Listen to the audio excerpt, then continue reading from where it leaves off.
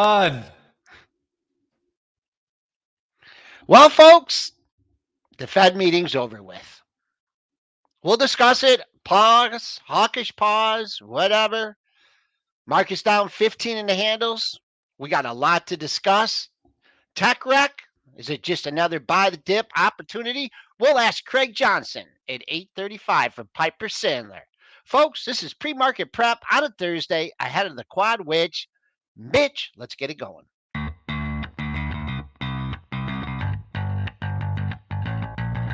Coming to you live from downtown Detroit, this is Benzinga's Pre-Market Prep with your hosts, Joel Elkanin This is a volatile puppy here, isn't it? and Dennis Dick, I'm bidding a penny. I'd buy that stock for a penny. with everything you need to start your trading day.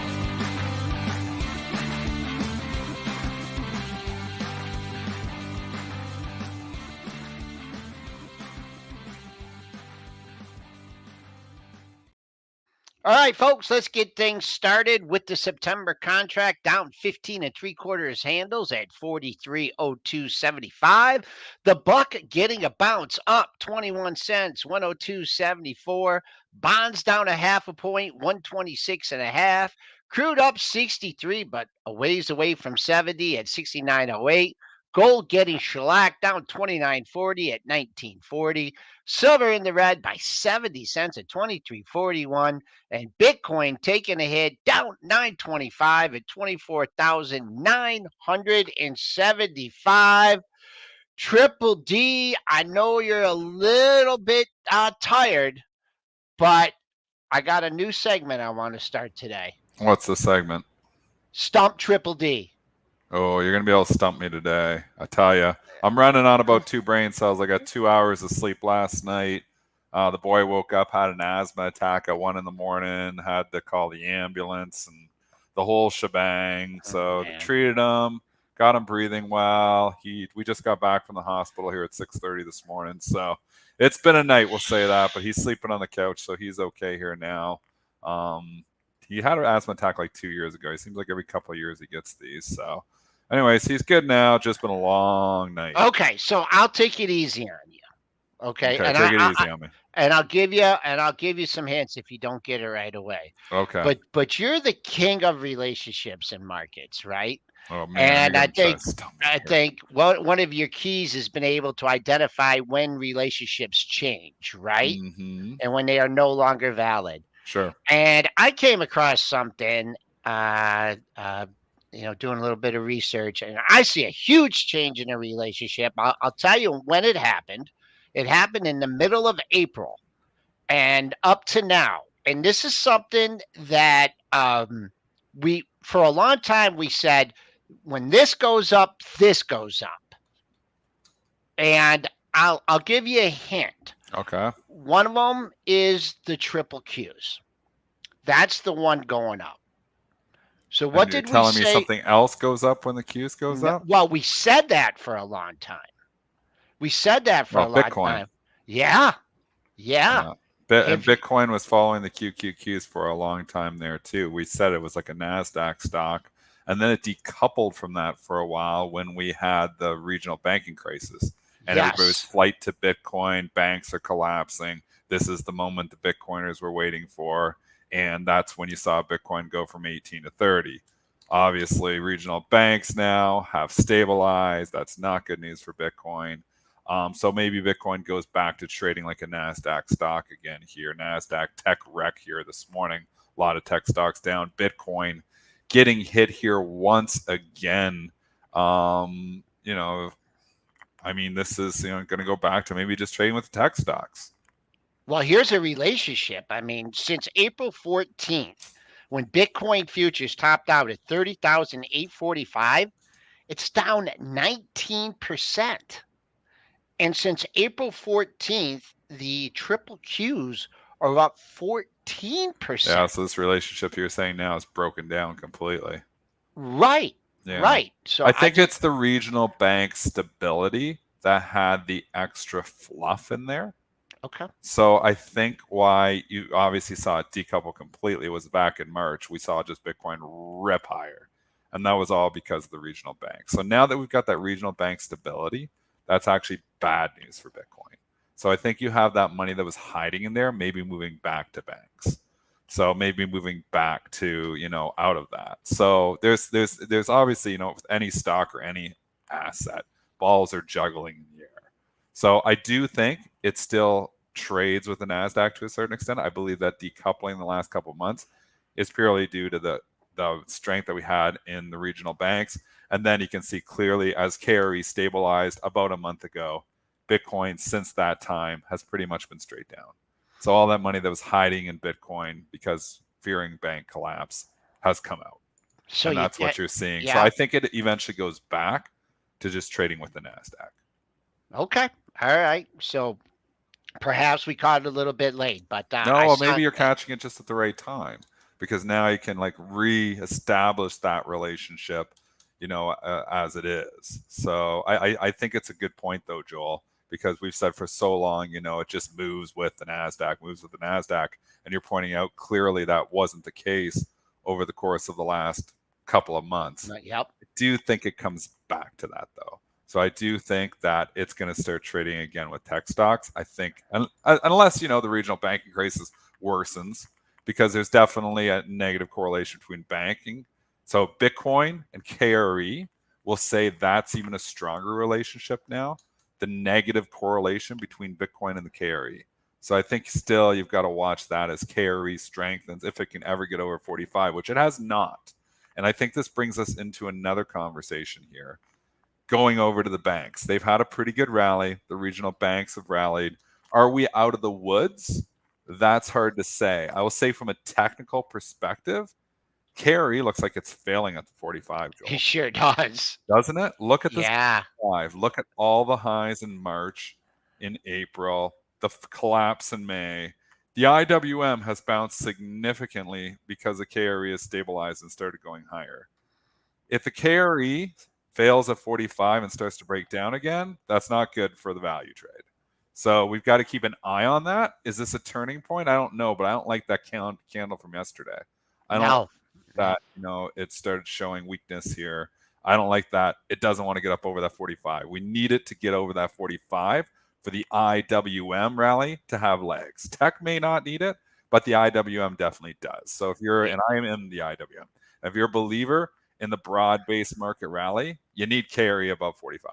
Yeah, I'm looking at this 185 level in IWM, and that just looks huge, right? You had the big up day, and you've held that, and you're still comfortably above it. You touched it yesterday. Actually, the S&Ps did come back to the previous day's low, and I actually just missed it and got a nice bounce. Same here with IWM. So really, things are all systems go still here to the upside, but let's bring Money Mitch in, and Mitch, just recap all the jabber coming out of Jerome Powell.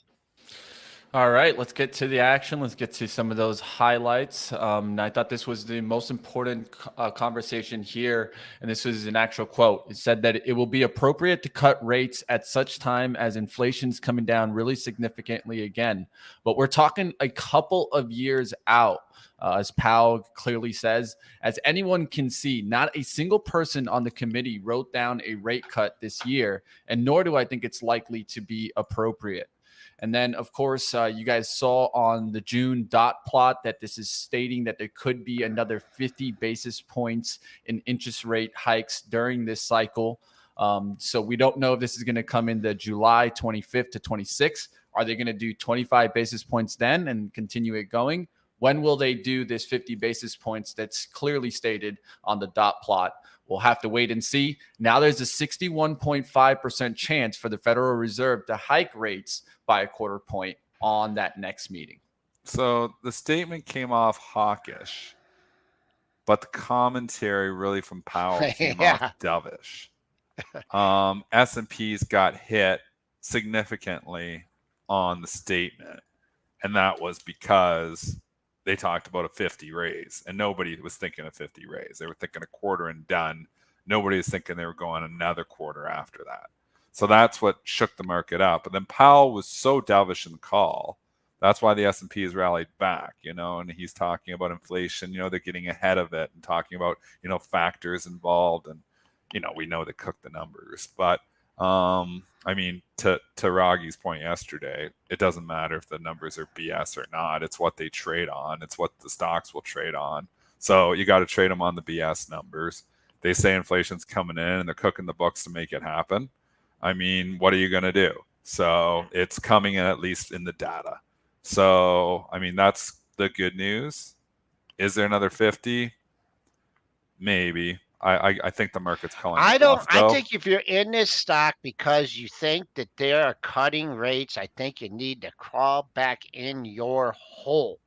I don't see, I mean, we don't have signs of a recession yet. And I'm not saying a recession is not going to happen. I was off. I was thinking, you could be right and wrong at the same time. I'm thinking, man, this would be a good time to stick a quarter point in there. The market's way up, right? Way up here. We got some latitude, to be a little bit hawkish.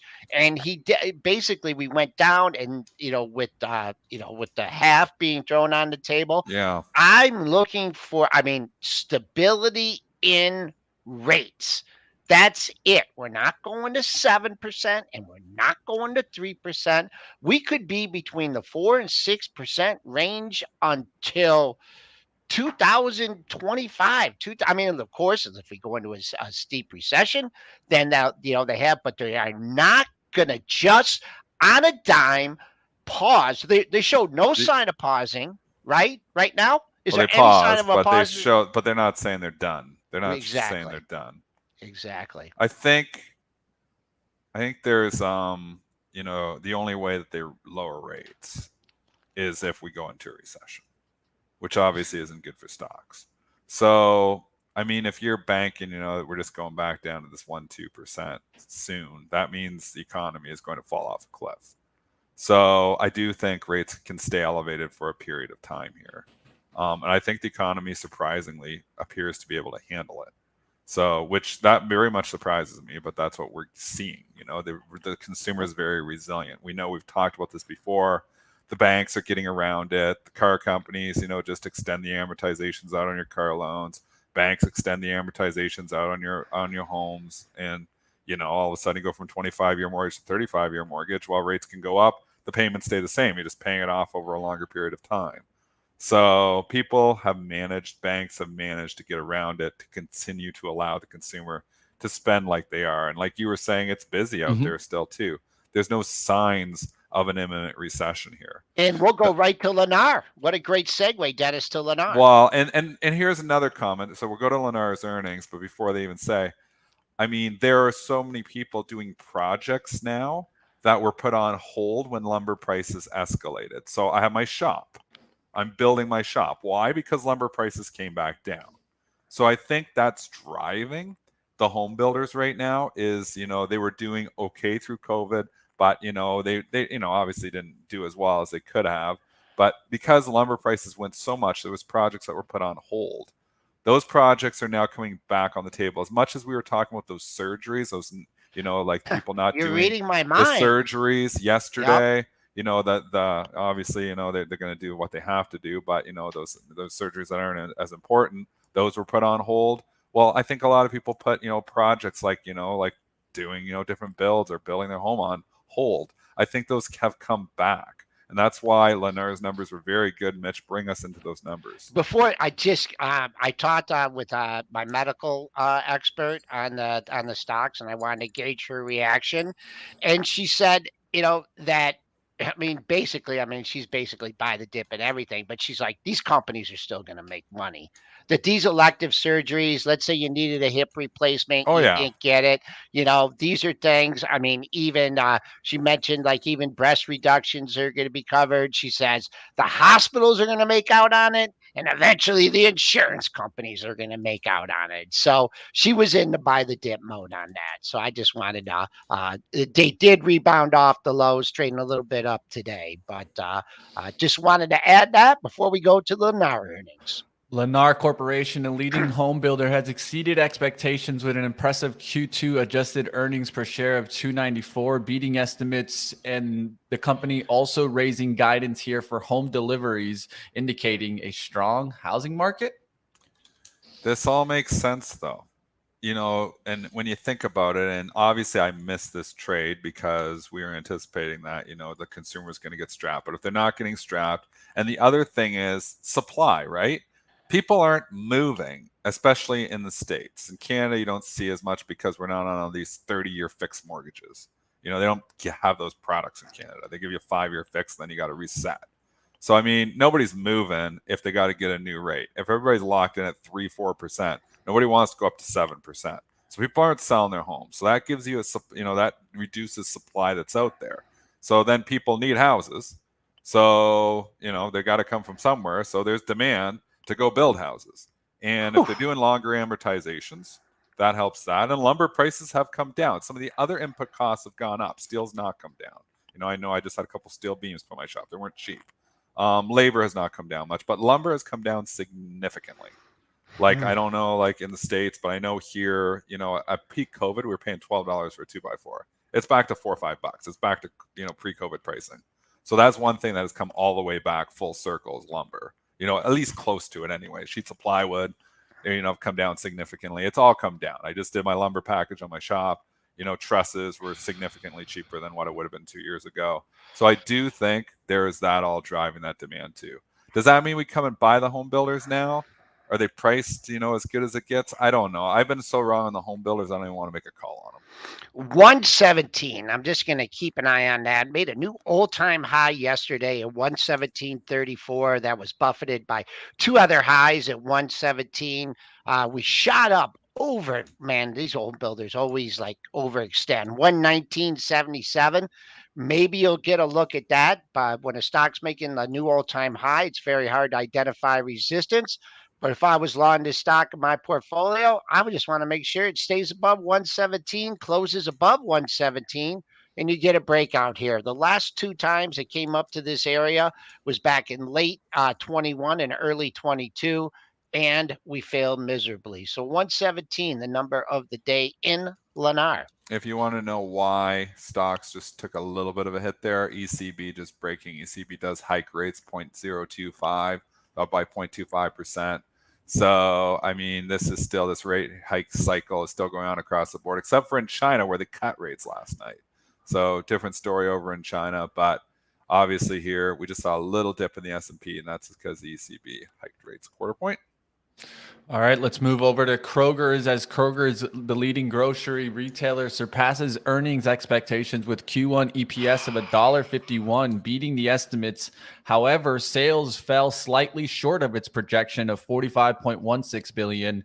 The company forecasted adjusted free cash flow for fiscal year 23 in the range of $2.5 billion to $2.7 billion. Do we want to go Krogering? Maybe on the dip. I don't know. Like, people are starting to buy groceries, but there's no AI story here. So again, what I've been buying on dips is technology. You can see, and I obviously, when I put something in long-term portfolio, I usually tell you guys, short-term trading, I'm in and out of everything. But on the long-term stuff, I was buying AMD, like the Airbnb, whatever the hell else I've been buying. And you can see there's a theme here. It's been mostly tech. So I still think that's what I'm looking at on dips here. It's mostly tech. Hard to get all excited about Kroger. Does it bounce back? Maybe. It's down $1.39. There's some support down here, 44.45. It's not an expensive stock, but it's not sexy either. This thing really turned, man. While it was the up market, this morning. yeah. I mean, I'm going back and I'm trying to find on May 25th, and I'm not seeing any news on it back on that day, but.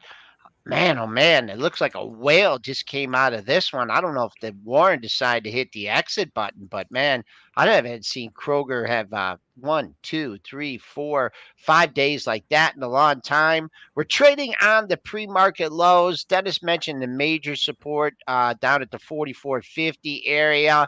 I like to see what happens here under 40. Right here, this area is interesting. If they're going to get a little bounce here, I see 3 highs at this 45.50 area. Of course, we'll use the bottom of yesterday's range at 46.71 as resistance. But right now, someone's on hitting the sell button and hitting it hard here. So Kroger, let's not go Kroger. And I haven't been there in a while. Maybe that's hurt the reason. Back to the old Myers ship or whatever ship when you go pick it up or whatever. So any sympathy plays with this? What's No, Spouts? Kroger's just boring. Move on. Okay, no All more right, let's go Kroger. to American Express. As shares are declining here, 2% in the pre-market, following a warning by Citi about a slowdown in credit card spending trends here. Citi highlights concerns about the travel, entertainment sectors, which are experiencing a sharper decline compared to other categories. What why just American Express picking on them? Like, is that MasterCard, Visa? Not really. I mean, They didn't maybe mention they're those not because they're not even moving. They didn't mention it, Dennis. Maybe So yeah, the bots don't put it together that They don't put it credit card together that spending, maybe it's- between MasterCard and Visa. The bots don't put that together. They just look at American Express, and that was specifically mentioned, and it's the one getting hit.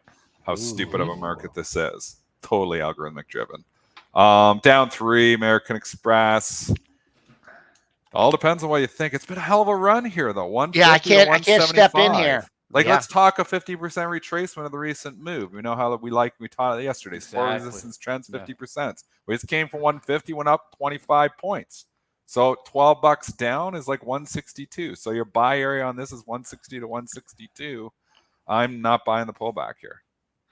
I think you got to at least get a couple lows in the same area, before you do it. I don't really see any. 170 was one daily low. That's not enough. There's actually 169.56, but you lose that and you're looking at 167.50.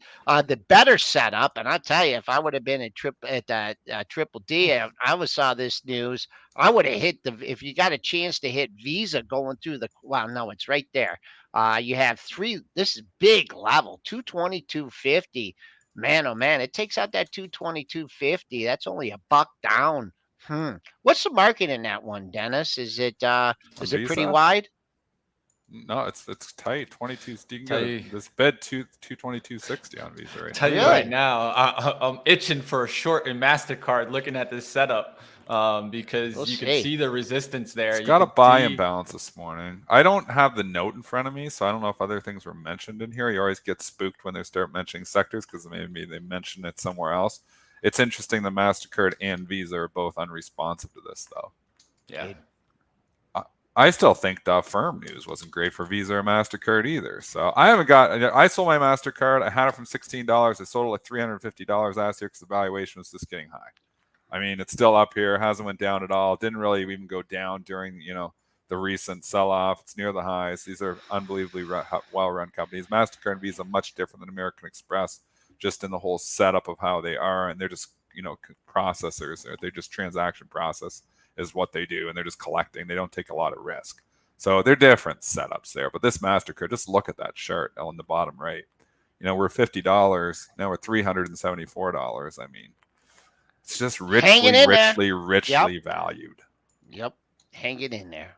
S&P's clinging to 4,400 right here, down 18 handles, kind of quiet, a ways away from yesterday's low. And I just want to alert our traders and investors here that there's a pair of lows down there. So, I mean, I think you got to stick in the bullish camp. It's right around 43.82. We came down. You can see the IWM bottom in that same area. So I think for now, until we take that level out and close below that level, you still got to give control to the bulls, but still early in the session. All right, I'm seeing SoFi take a hit today, and this is off of a downgrade coming in here. So they're coming after a little bit of some SoFi action today. Oppenheimer analyst Dominic Gabriel downgraded SoFi's tech from outperform to perform, and now you're seeing SoFi starting to take a hit. It's just been such a run. Stocks doubled in 1, 2, 3, 4, 5, 6, 7, 8, 9, 10, 11, 12. In 14 sessions, the stock has doubled, 5 to 10. 10's a logical, turning point here for stocks. just like Tesla, great call by you yesterday, Mitch, great call by me as well. We kind of felt like it was just, getting too much. And, obviously it's coming down here now. SoFi, same thing. It's just went up too much, too fast. It needs a cooling period. Is the story over here? No, I don't think so. You get back down to the $8 area, you probably find buyers, but we just went up too much too fast. Look how close Tesla came to filling a gap on a monthly chart. Not a daily, but a monthly here. You had a monthly low at 62.47, and look how close you got to it yesterday, 61.57. And so, man, just missed it by a buck. Sometimes you have to use whole numbers by a gap fill, but look how close that came. And it took 1, 2, 3, 4, 5, 6, 7, 8 months to fill that gap. It did pull them back, taking out the parallels from yesterday. Mitch, don't even think about covering this one today. Don't even think about it. Joel, we Take don't it give off investment your advice. screen. We don't get trading advice. And Mitch is very short term. So I'm sure he's up $8 thinking I'm already itching to cover it right now. Yeah, I see these gains and I'm like, what do you mean, Joel? What do you mean, Joel? This is what we do. We take the gains when we got them, when the market takes them from us. He doesn't listen to pre-market prep. I just think about how I did it yesterday. Okay. But at least today we don't have like an FOMC meeting where I'm going to get those huge wicks movement, right? It's just moved so much. It's up 100 points in a month. So, we're talking about a stock up 75% in a month. Yeah. So a cool-off period. All these stocks be like, oh my goodness, Tesla's killed. No, it's not killed. It's back to where it was 3 days ago. Can it fill the gap? That's what I'll be looking for. There's a little gap below 242.02 down there nice. Towards underneath demand over here, though. The story isn't just going to break. It's not just going to be over. People want to get on this Tesla train here. So there's a lot of underneath demand in all these stocks. Just like NVIDIA had a cool-off period for 5 days. And then what happens? Makes new high again. Here I thought, well, maybe it's topping out. Well, no, it literally just 3, 4, 5 days consolidation, then she goes again. So that's the best thing to do. Use NVIDIA as, if you're thinking about going long Tesla right now and saying, I got to buy this, use NVIDIA. Wait for the hook. We talk about the hook. It started hooking around. Wait till the momentum starts to turn the other way. Because right now, who knows? This could go to 230 and bulls are still in control, but you don't want to be down $18. So I think that's what you got to do is just, wait until the momentum starts to turn. The NVIDIA started to turn consolidation station from 375, 395. Then we got the close over 400, and then boom, the next day it's 430. So I mean, that's the way you got. What a beast! What a Can't beast! Stop it, man. It doesn't want to turn. And valuation's meaningless when the story is hot. We always say that. That's 100%. People are saying it's trading 200 times earnings. Sure, whatever. I mean, valuations doesn't matter though because the story is so hot. It will cool off eventually, and obviously, things and circumstances change. But I mean, the stock made a new all-time high yesterday. So I don't like being short stocks making new all-time highs. The whole problem is your natural human tendency is to sell what is strong and to buy what is weak. I think about my one friend who was over like 20 years ago when I was just getting into the stock market, or 25 years ago, and I'd have CNBC on. He's like, oh, look, that one's down 10. That one's got to come back. He's not into the market. He was just like a buddy that was over, just watching it with me. And he's like, he was looking at all the red ones thinking, oh, I want to buy that red one. I'd buy the red one, the one that's down because it's going to come back. That's where the new natural human tendency, and that's what everybody does wrong. So 90% of traders want to come in and think, I'm going to buy this, and it's going to come right back. I'm going to make all this money. But it doesn't work that way. The momentum continues, So what we learned, obviously, from a lot of smart technicians out there and a lot of people who change the game is momentum. You buy what's strong gets stronger, weak get weaker. And that still holds. There are contrarian markets here, but we are not in a contrarian market here right now. We've been in a momentum market, especially for tech, for the last 5 months. So we've got to respect those trends. NVIDIA is strong, valuation meaningless when you've got stocks making new all-time highs. Just use that made that all-time closing high by a wide margin. So right now 29, right up near the high and a whole number. So 430, that's the only thing you have. Yesterday's low 405.52. Geez, man, that's still like $19 away. So What a beast. AMD, I identified that seller in the pre-market yesterday at 129. Dennis, I was hoping you were going to get a look at 129. Never even came close to that. Let me see if I can illustrate it a little bit All better right. on the I don't want to 60-minute cut you chart. off, Oh, Joel, but retail just want to really sales. careful here for retail sales. All And just right. looking out for everybody here. I'm going to put up my Benzinga Pro so you guys can get the little preview really I'm quickly not even here. going wide. That's how scared I am. Retail sales here month over month, negative 0.1, prior 0.4. We're also going to get continuous jobless claims here, also 1.76 that's million. So jobless claims, just be careful there. Well, I'm a Initial little jobless scared of that one. claims, Retail sales, I 250,000. So we'll see what happens here, team. Last one was 261,000. Do we get a spike in jobless claims? Of course, Jerome's still saying that he expects to see the labor market weakening. Let's see what we get from the numbers. What's the action showing us before? Yeah, we're just full. Well, right now we're at the battle of 4,400. Retail sales, I mean, it just depends where you're shopping. You know, if it's a Foot Locker, then you don't expect them to be good. And if it's some other places, you do. Right now we're seeing some pre-market resistance here at 44.05. I mean, nothing major, just the last three brackets. And then you got pre-market support here. It's been at 4,400. So the onus is on the bulls to get it above 44.05. And man, it just looks like people that maybe got caught short yesterday, didn't cover on the close. They're saying, you know what? I'm not going to hold out for yesterday's low. 4,400 is not looking too bad. 43.9875, that's the current low. And we are not getting much of a reaction as predicted by Dennis here. All right, Yeah, retail I sales didn't for even May. move any orders. Retail sales for May coming in at 0.3 versus a negative 0.1 estimate. So a lot and pretty good outlook there. It didn't come into the negatives there. Core retail sales at 0.1 versus 0.1. Initial jobless claims at 262,000 versus 250,000 estimate. So definitely seeing a little spike there in the jobless claims. We'll see if that can continue that trend, right? We've been seeing that at least beat the estimate now, I think, for the last three reports, but I'm going to verify that. But something that I'm definitely keeping an eye out for if jobless claims can actually start really taking a spike to the upside, and then we can see maybe inflation really come. All right, Fed manufacturing index also at a negative 13.7 versus a negative 13.5 estimate. Prior was at 10.4. That shows a little bit of slowing down, but not too much that I think here is worrisome. It's kind of hard to get excited over these numbers after you have a, CPI, PPI, Fed meeting, and quad witch. So quad witch, man, the quad witch coming. I know our man Tim Quast is out there. Rebalancing. We have the Russell rebalance next Friday too. So there's going to be a lot of movement here just from indexers, obviously moving and adjusting for their index for their own ETFs and stuff. So I mean, there's going to be a lot of rebalancing happening here over the course of the next week, and S&P is doing some tomorrow as well. So going to be some movement. All right. Well, we got these numbers. We got, of course, the FOMC meeting yesterday. We got CPI. We got the quad witch coming up. You know what? Let's go ahead and go to one of our best guests today. You guys out there, smash a like.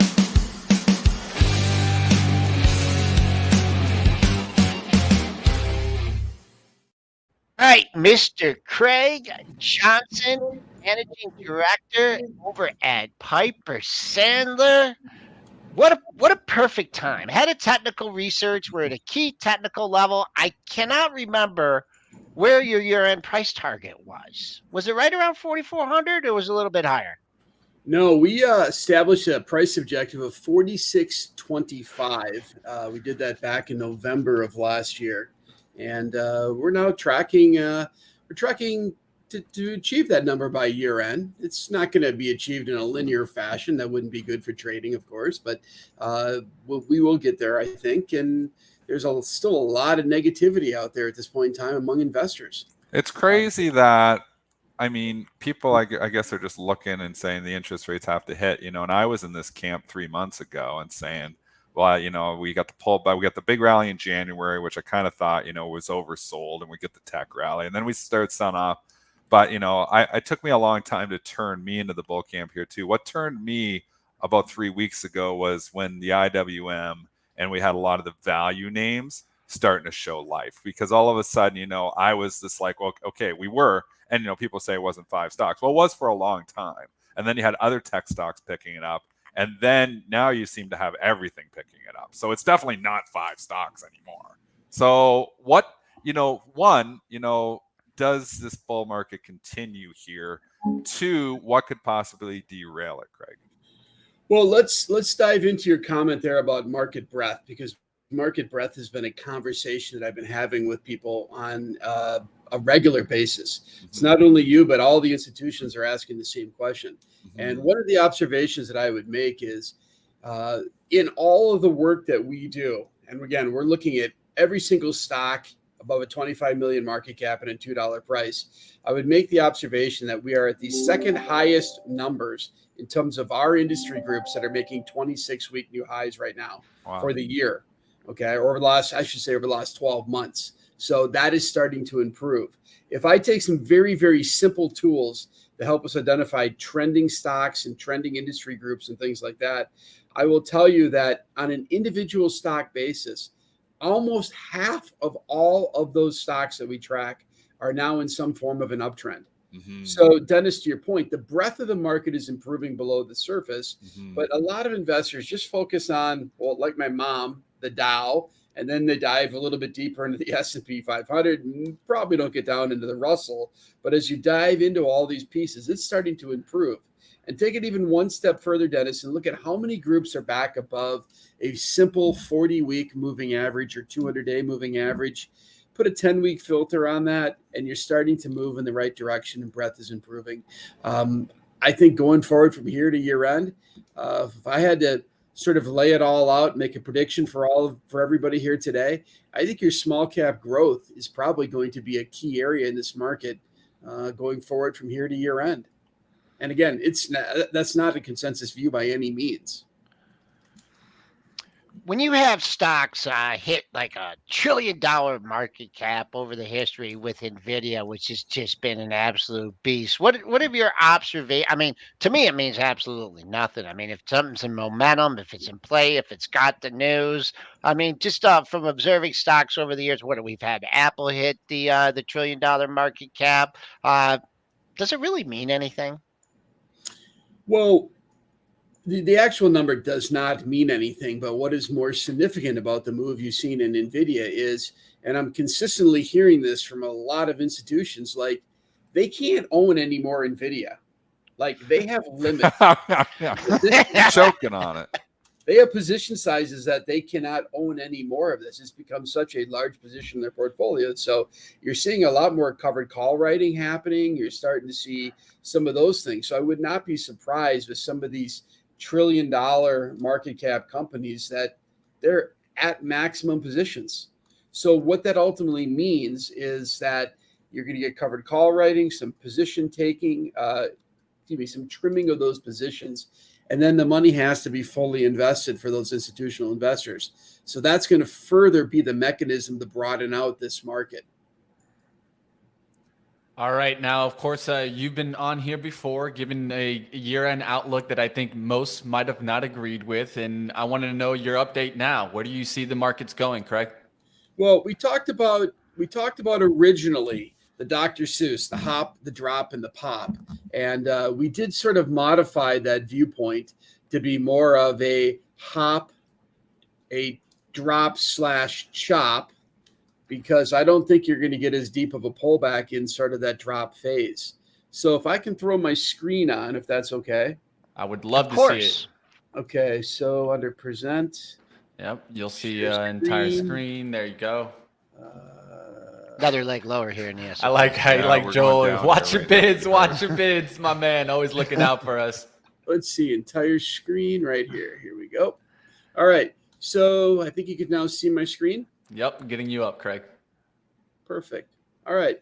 So originally we talked about this hop, a drop, and a pop ultimately. And I think we're now at a point in time where this drop is going to be a lot less, maybe 4 or 5%. I'm not sure why it's blinking out. Can you give me a second, Craig? Just can you just reshare it right quick? there. I think some Yeah. reason we're having a little issue. It's on my StreamYard. It's not necessarily your side. I see Okay. it just blinking there. Okay, so I'm going to come back in here, share screen. Sorry about this, everyone. No worries, Yeah, guys. I think it's on our end, Craig. Yeah. Okay. Maybe that's a little better. Yeah, a lot better. No Okay. blinking. So this is where I think this sort of drop chop phase comes in, and there's sort of more of a consolidation among some of these larger cap companies out there. And then we sort of end up into a phase where maybe you do a little bit of consolidation, a little backing and filling over the summer months, but ultimately into year end, I see this trend continuing. There's a couple other things that I just want to bring up too for the listeners. One of the other things we like to also look at is the commitment to traders reports. And when we've gone back and looked at some of this data through history, what I found interesting with this is just in the last month or so, we've literally had data that's been as negative as some of these other huge periods of time, 2011, 2020. And when I've gone back and seen this sort of positioning, this negative, what's been interesting to me is look at the forward returns a couple months later. The probabilities and the forward returns have been pretty terrific. Yeah. So again, so much negativity, it's going to have to get unwound. It's going to have to go another direction. Now, something on a bigger picture perspective to think about too is how often do we see the NASDAQ really outperform the Dow, and when has that historically happened? Well, when we've seen this happen in the past, I put these gold bars in at every instance since the 1970s where the NASDAQ has outperformed the Dow by at least 10% in a given quarter. And when that's happened, it's lined almost perfectly with the end of recession windows. Now, you're going to say to me, Dennis, you're going to say, Craig, we haven't even had the recession yet. Yeah. And I would say, I agree. It has not been declared. And that's sort of the confusing part about it for a lot of folks is we're getting a reaction right now, like we have coming off of other prior major market lows. That's actually quite bullish. And again, you look at forward returns from those sort of levels. What if I told you a month later you're at least 0.5% higher, 57% of the time you say, woo, no big deal. But put it into the context that you're higher 6 months later, 7% with a positivity of 69%. Guess what? We're at our year-end objective. We're there. Joel, we'll hit our year-end objective if this trend plays out like history suggests that it has in the past. What sectors are you focusing on here now, Craig? Because we know tech has had a significant rally. Is the catch-up trade in the value names here for real? We've seen in the last 3 weeks, obviously a lot of catching up happening here. Is this trade for real? Should we be buying pullbacks on value or buying pullbacks on growth or buying pullbacks on both?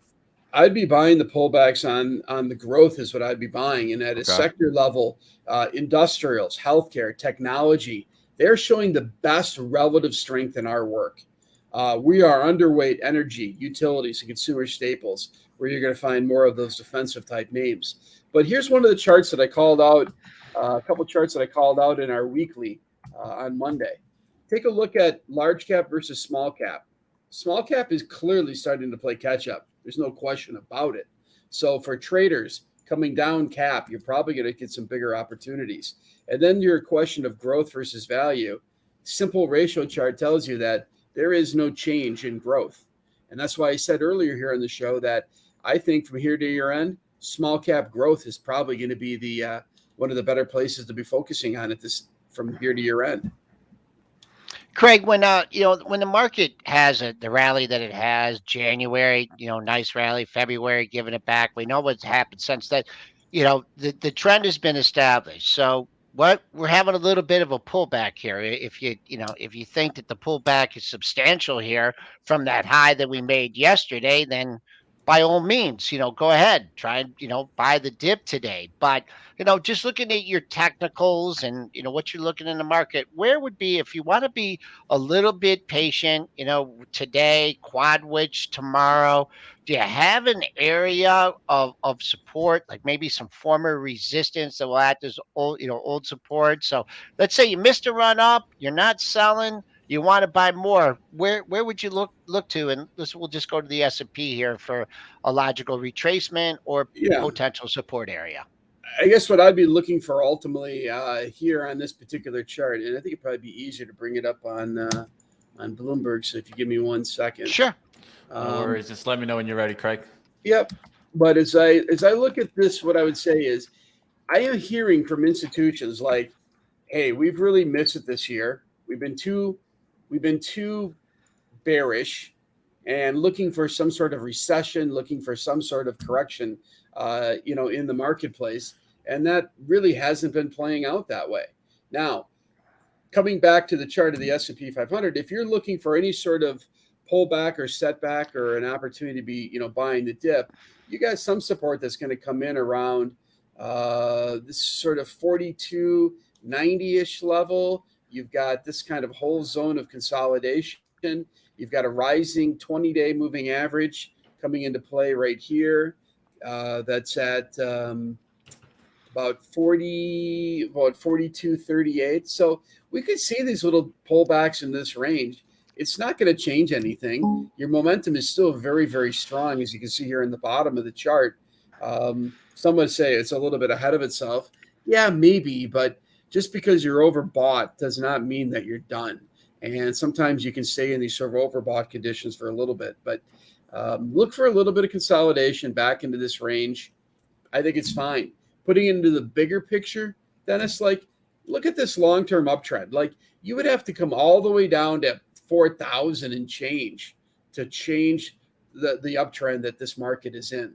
Yeah. I think, though, in the near term, you got a better shot of testing the upper end of the range before you test the bottom end of the range or even the midpoint of the range. I think you just make a good point with the negativity. I feel like I've turned. I'm one of the people that have turned, but there's so many, I asked on Twitter, I just put out a poll and I was like, I think, people are starting to get more bullish.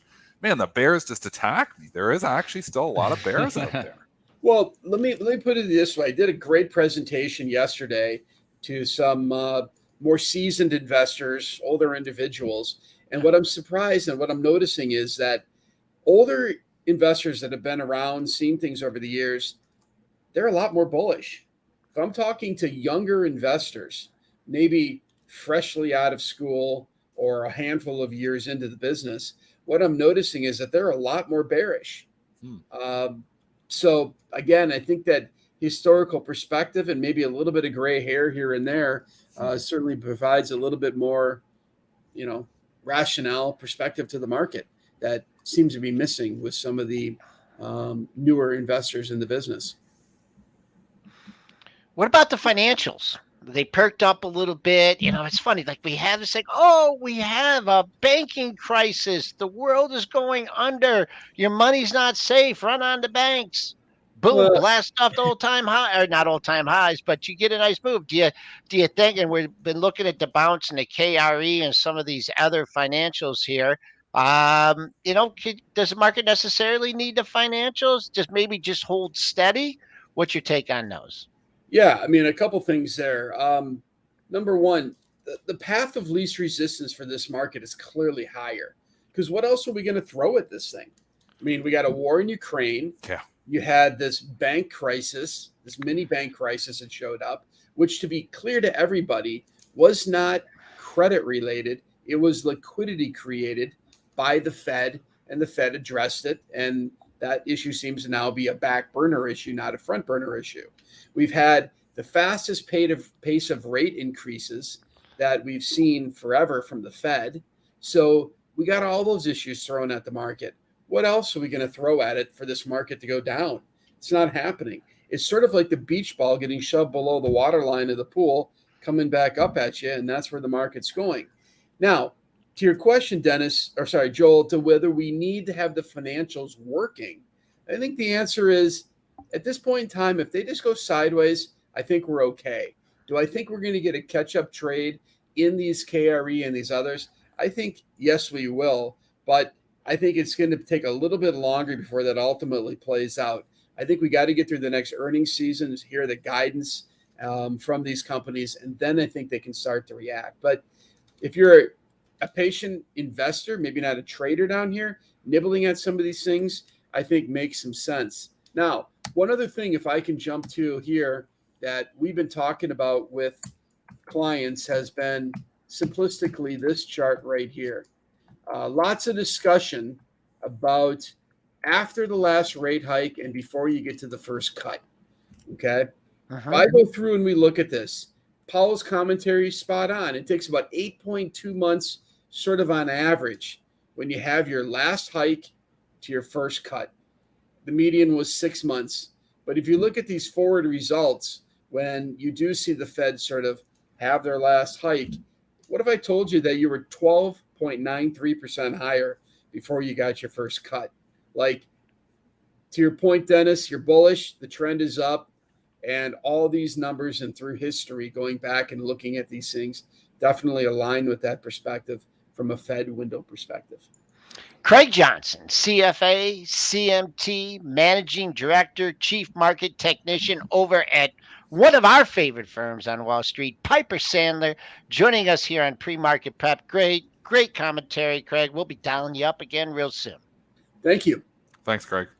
Thanks, Kirk. I meant to say place your bids, not watch your bids on that little dip there. Place your bids. Buy the dip, Joel, again. It keeps working. What an important day Can't here. stop, won't stop, man. You Yeah, have so look at many that. people underinvested, even myself included. We get these earnings dips. Look how I've been rebuilding. AMD dips on the earnings, I'm buyer. We had Airbnb dips on the earnings, I'm a buyer. We had Salesforce.com dip on the earnings, I'm a buyer. Salesforce has not worked out. That one I'm actually down in. About even, actually. What other ones? I'm just getting the earnings dips on the tech stocks, and I'm like, yep. I got to rebuild it somehow. Obviously even Sentinel-1, I didn't do that one, but that one got bought on the dip too. It's just a theme out here. They're buying stocks on the earnings dips. The Macy's, was the start of the retail turnaround on the earnings dip. You get these dips on the earnings, not Kroger. We're not talking Kroger here, but we're talking, the growth stocks on the dips are getting bought. One thing that I saw Mitch. there, Joel, from the chart that Craig just showed, right, is this kind of more just the relief rally, though? And then we're going to start seeing these come right back down. Maybe. You can see there on that chart, right? It was like an incline, a nice little consolidation at the top, and then right back down.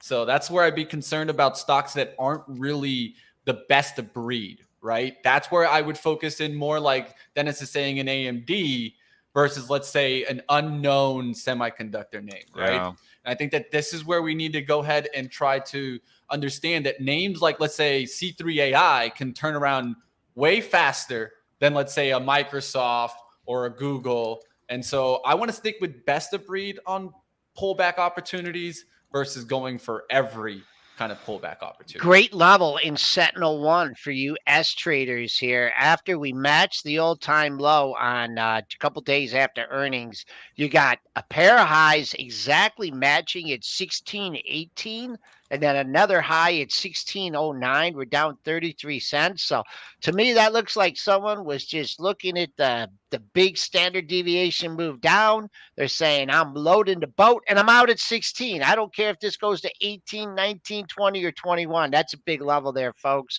And you also have matching lows on the downside at the 1560 area. So nice technical setup in Sentinel-1.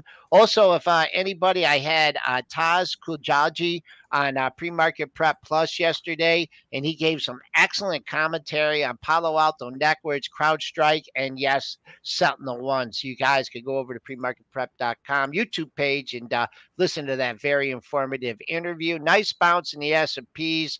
Nothing there at 93.75. The only thing on What the you're upside. clearly seeing is a complete turnaround from what was here at 6 o'clock this morning. I know because I was up early. We had the tech wreck. We named the show even at 8 o'clock, Tech Wreck.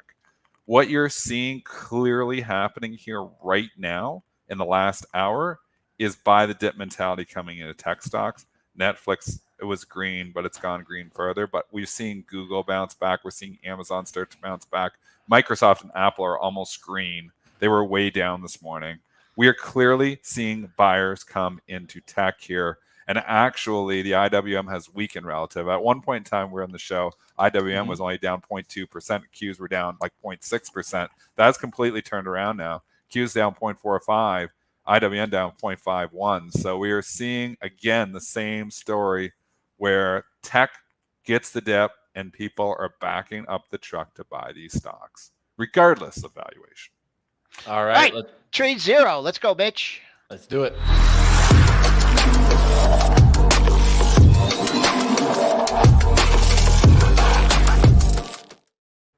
First one I'm going to cover right here on our Gappers list is Target, as the retail giant Target has announced a dividend increase of 1.9, bringing their payout to $1.10. This move indicates that the company's confidence in the financial performance could be maybe turning around. It's just oversold. I mean, the stock was oversold. I think they're trying to do something to bring confidence back in because they're scared of having their Budweiser moment, which they kind of did for the last 3 weeks. So they're trying, and they're coming out and raise the dividend a little bit, try to bring some confidence back in here. I think you start thinking about the 50% retracement the other way on this, like the 140 to 145. I'm not looking at buying it at 135. I'm just saying if I was long this thing, 140, 145, I'd probably be offloading it. I think the story, I'm just not a big fan of Target to begin with. And I mean, if they start calling this Budweiser, like if you want to buy a retail, I'd rather own Walmart, but then Walmart's just been merging. Some people are saying buy Target short Walmart because this will eventually close in. They were doing the same thing with Bud and Tap. And I mean, Tap has continued to go higher and Bud continued to go lower. Yes, Bud has rebounded the last couple of weeks. But this thing, can, and we're even scared to mention the stuff on the show. But this, woke or whatever you want to call it, the companies, once they get associated, there's a lot of people out there who are not ready for that, and they are dissociating with those brands. So, and Budweiser is finding it the hard way, and I think Target, is obviously had similar issues here. So I'm scared of these stocks right now. Yeah, I mean, it was having problems long ago, right? Early in 2022. Just one number only for Target, 135 pre-market high, coincides with the daily high. So gets above there, things are wide open on the upside on Target. No reason to be a hero. Yeah, let's see what happens at 135. All right, let's go to another one that I have here on the Gappers list. It does have news today.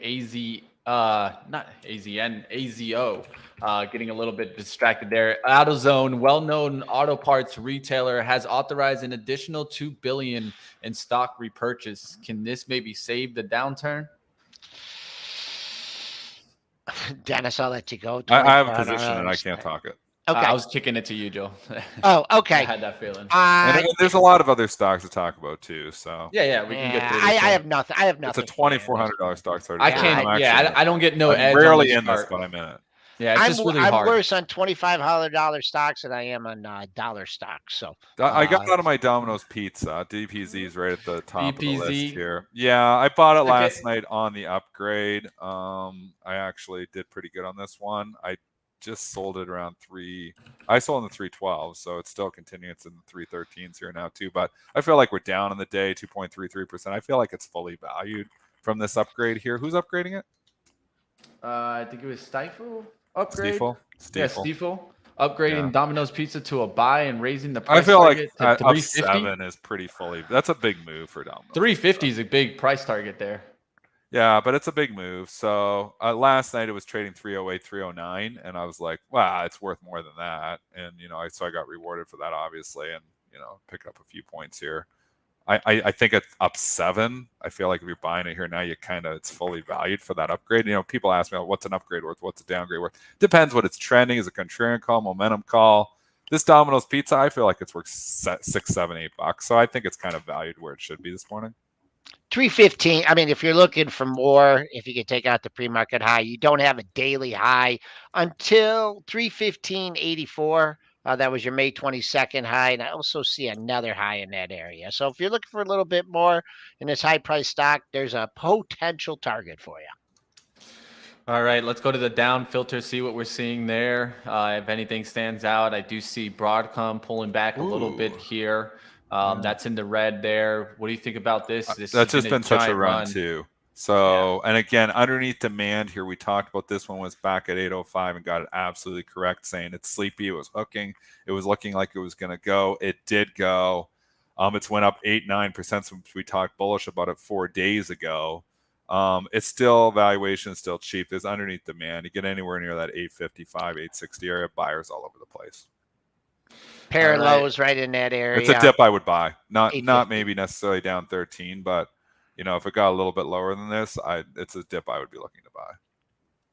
I see Snow showing up on here. That's been a strong stock as of late. This is another dip that you'd be looking at.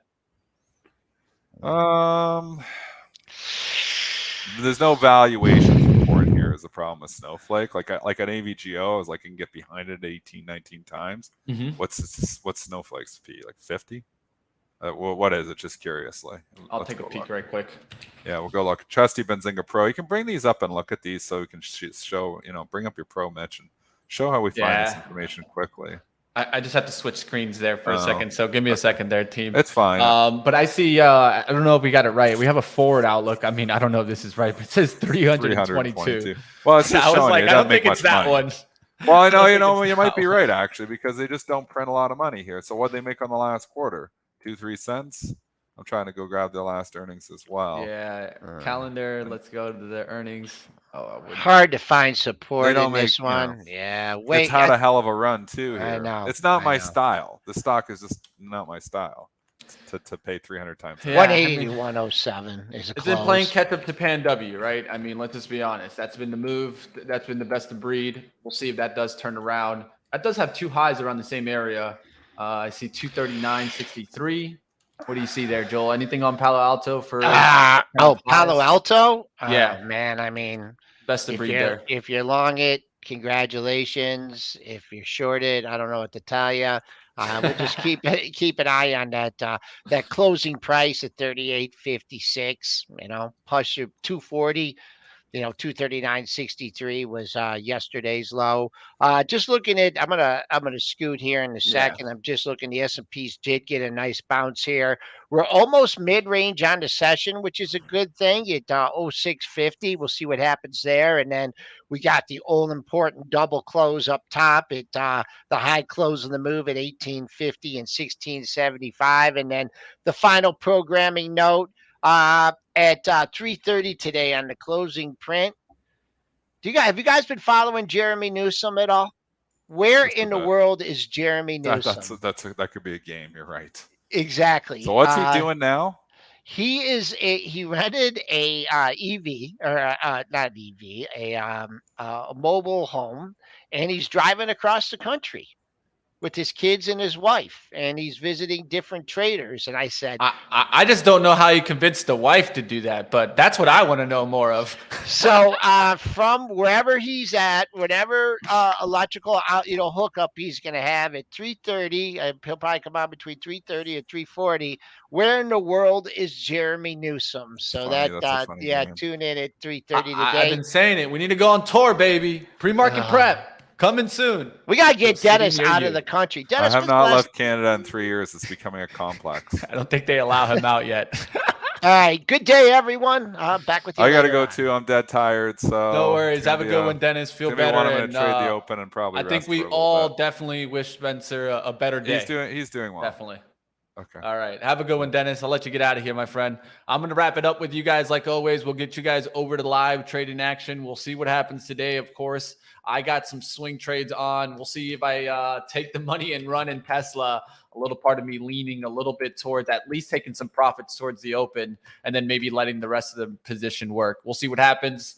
Intel, fighting myself to see if I take all the gains. Love, already up 4.4. Might just run and take those gains too. We'll find out. I'll tell you what, though, you come over to live trading, you'll know exactly about the swing trading action. You'll know if we get into the small account challenge and also some day trading action. Zunaid killing it yesterday. Struggling a little bit recently in the last 2 days on the day trading action. But like always, we needed what? Just come back in, new day. Let's focus on the process and get right back on the horse. Get back to the green. I'll see you guys like always. Up next, you guys got live trading. Don't go anywhere, team. Smash the like button. I hope you guys enjoyed today's action. Like always, you guys can check us out and check out the book club if you guys want to join a way to keep pushing forward and learning. We switched this to Tuesday night at 7:30 for a lot more of you guys to join up. So throwing up the book club link now and taking you guys over to live trading. Let's see what I can get into and see if I can battle back into the green today.